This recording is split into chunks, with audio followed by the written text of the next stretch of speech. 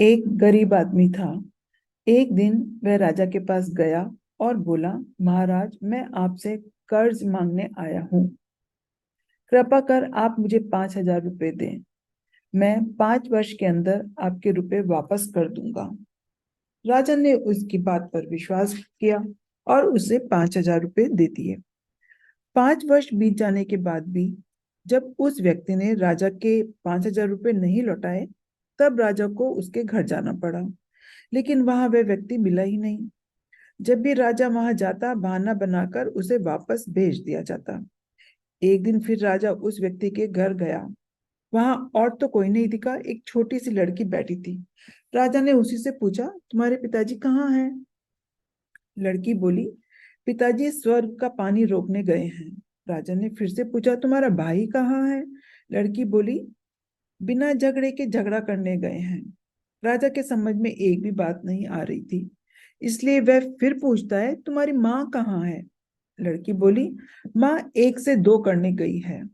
राजा उसके इस उलझुल जवाब से परेशान हो गया और गुस्सा आ गया। अब वह गुस्से में लड़की से पूछता है, तुम यहाँ बैठी क्या कर रही हो? लड़की हंस कर बोली, मैं घर बैठी संसार देख रही हूँ। राजा समझ गया कि लड़की कोई भी सीधा जवाब नहीं देगी, इसलिए उसे अब इन से बातों का मतलब जानने के लिए प्यार से बतियाना पड़ेगा। राजा ने चेहरे पर प्यार से मुस्कान लाई और पूछा, बेटी, तुमने तो अभी अभी मेरे सवालों के जवाब दिए हैं, उनका मतलब क्या है? मैं तुम्हारी एक भी बात का मतलब नहीं समझ सका। तुम मुझे सीधे सीधे उनका मतलब समझाओ। लड़की ने भी मुस्कुराकर पूछा, अगर मैं सभी बातों का मतलब समझा दूं तो आप मुझे क्या देंगे? राजा के मन में सारी बातों को जानने की तीव्र इच्छा थी। वह बोला, जो मांगोगी वही दूंगा। तब लड़की बोली, आप मेरे पिताजी का सारा कर्ज माफ कर देंगे तो मैं आपको सारी बातों का अर्थ बता दूंगी। राजा ने कहा, ठीक है, मैं तुम्हारे पिताजी का सारा कर्ज माफ कर दूंगा। अब तो सारी बातों का अर्थ समझाओ। लड़की बोली, महाराज, मैं आपको सारी बातों का अर्थ आज नहीं समझा सकती। कृपा कर आप कल आए, कल मैं जरूर बता दूंगी। राजा अगले दिन फिर उस व्यक्ति के घर गया। आज वहां सभी लोग मौजूद थे।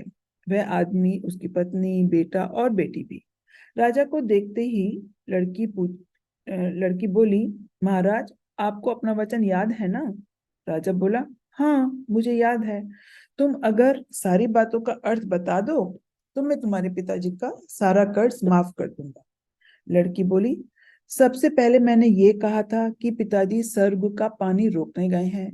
इसका मतलब था कि वर्षा हो रही है और हमारे घर का छत से पानी टपक रहा है। पिताजी पानी रोकने के लिए छत को बना रहे हैं। यानी वर्षा का पानी आसमान से ही गिरता है और हम लोग तो यही मानते हैं कि आसमान में ही स्वर्ग है। तो मेरी पहली बात का यही अर्थ था। दूसरी बात मैंने कही थी कि भैया बिना झगड़े के झगड़ा करने गए हैं।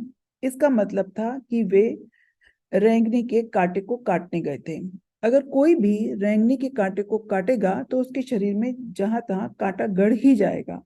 यानी झगड़ा नहीं करने पर भी झगड़ा हो जाएगा और शरीर पर खरोंचे आ जाएंगे। राजा उसकी बात से सहमत हो गया। वह मन ही मन उसकी चतुराई की प्रशंसा करने लगा। उसने उत्सुकता से पूछा, और तीसरी और चौथी बात का मतलब तो बताओ बेटी। लड़की बोली, महाराज, तीसरी बात मैंने कही थी, माँ 1 से 2 करने गई है। इसका मतलब था कि माँ अरहर दाल को पीसने यानी उसे 1 से 2 करने गई है। अगर साबुत दाल को पीसा जाए तो एक दाने के 2 भाग हो जाते हैं। यानी यही था 1 से 2 करना। ये थी मेरी तीसरी बात। अब चौथी बात, उस समय मैं भात बना रही थी। उसमें से एक चावल निकालकर देख रही थी कि भात पूरी तरह पका है कि नहीं। इसका मतलब है कि मैं एक चावल देखकर ही जान जाती कि पूरा चावल पका है कि नहीं। अर्थात चावल के संसार को मैं घर बैठी देख रही थी। यह कहकर लड़की चुप हो गई। राजा सारी बातों का अर्थ जान चुका था। उसे लड़की की बुद्धिमानी वाली बातों में ने आश्चर्य में डाल दिया। फिर राजा ने कहा, बेटी, तुम तो बहुत चतुर हो। पर एक बात मेरी समझ में नहीं आई कि ये सारी बातें तो तुम मुझे कल भी बता सकती थी, फिर तुमने आज क्यों बुलाया? लड़की हंसकर बोली, मैं तो बता ही चुकी हूँ कि कल जब आप आए थे तो मैं भात बना रही थी। अगर मैं आपको अपनी बातों का मतलब समझाने लगती तो भात गीला हो जाता या जल जाता, तो माँ मुझे जरूर पिटाई करती।